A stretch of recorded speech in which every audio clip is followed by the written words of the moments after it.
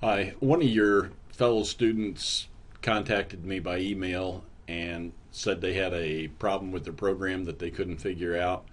So I spent some time debugging it, and I will report back to that student what the nature of the problem is.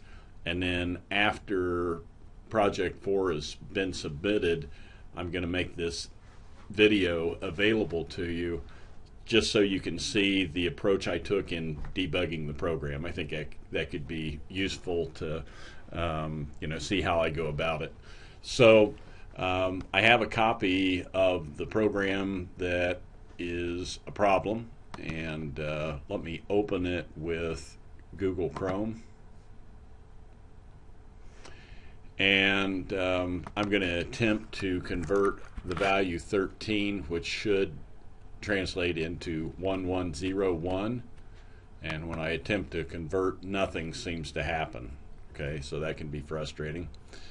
So what I'm going to do then is go over here to the date, right click, choose show desktop, and that's going to keep the browser open, keep that file open in the browser. And I'm going to open the file in a text editor so I can start making some changes. So I'm going to open with Google Chrome, with Notepad, and I'm keeping the name of the student unknown. Okay, and let's just take a quick look at what's going on.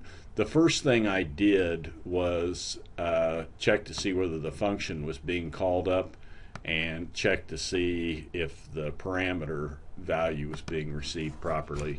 And I tested that using an alert statement. So I'm going to reconstruct that alert, and I'll just put in made it to function and put in a colon space. Alright, so I have a string literal there, little message, and I'm going to concatenate to that the value that is in the parameter, which is my num. Just do Control C and paste that. Okay. And I'm going to close that entire thing off. So I have a string literal being concatenated to the parameter value, and if I save this now, and I'll close the file just to be safe and go back to Google Chrome and refresh. Okay, that's going to force the browser to reread the file, which will provide it with the updated instructions. I'll put in 13 again, click, and what I find out is, yes indeed, the program's calling up the function and it's receiving the parameter value. Okay, so that's a starting point. Now it's still not working, but at least I know that much. So I'm going to go back to the desktop again.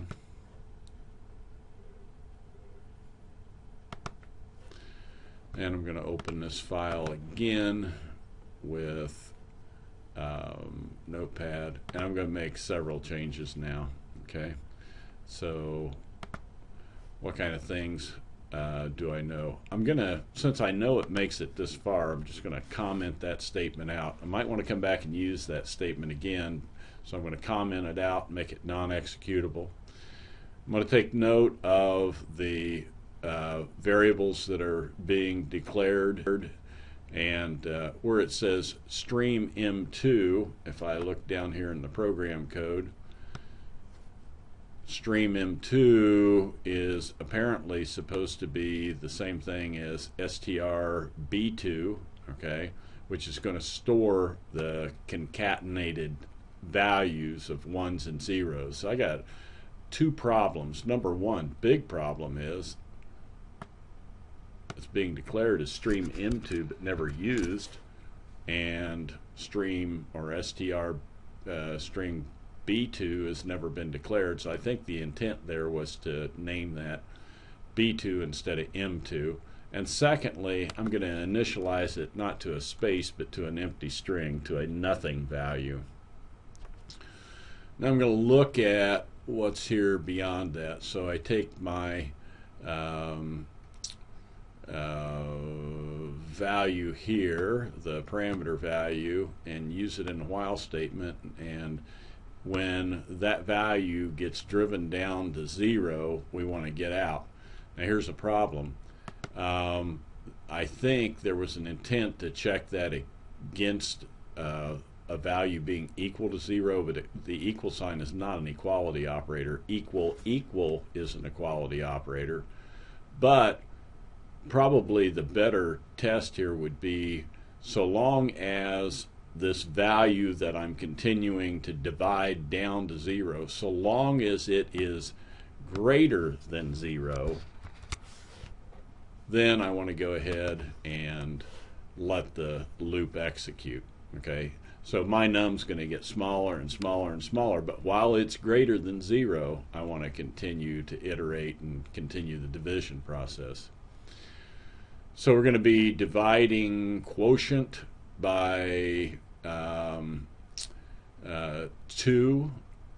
I'm sorry, we're going to divide the parameter value by 2 and store it in quotient. Now that may store a number with a decimal component, so what we want to do is work with an integer quotient, and we're going to use the parseInt function with the quotient as an argument, and take just the integer portion of that and assign it to not in quotient, but rather up here that was declared as int quotient. So we have a misspelled variable here. We make that int quotient now, and I'm using equal in the assignment here. We're going to check diff, but what is diff? Diff has a value of 0. Diff should be, if it divides evenly, then we want to assign a 0. If it doesn't divide evenly, we want to assign a 1. But we can check to see if it divides evenly by checking the difference. Okay, so we check the difference, diff equal, and that should be quotient, which may have a decimal component, and we want to subtract from that int quotient.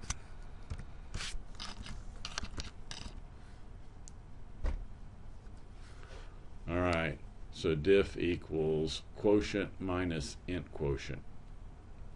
All right, so that line was completely omitted, and without it, diff is going to stay stuck on 0, which is the value up here. All right, so again, we divide and by 2, and that may result in our quotient having a decimal component, or the decimal component may be equal to 0. If there is a decimal component, then diff's going to be greater than 0. If there is no decimal component, then diff will be equal to 0. If they're the same, it'll be equal to 0. If they're the same, I'm going to be assigning a 0 to the base 2 string that I'm creating. Otherwise, I'll be assigning 1 during that iteration.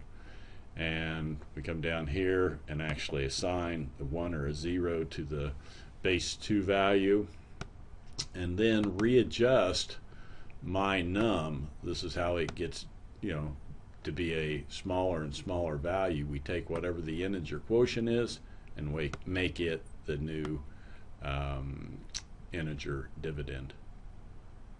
And then control passes back to the while loop, and then eventually we're going to display in the form that string value strb2. Alright, so I'm going to save everything and close up out of here. I think I've got all the fixes made, and I'm going to open with Google Chrome. I'm going to enter in a value of 13, and it translates into 1101. So what did we find wrong? We found some misspelled variable names. We found that the while loop was not being correctly controlled. I changed the equal sign, which should have been an equal sign, to a greater than sign.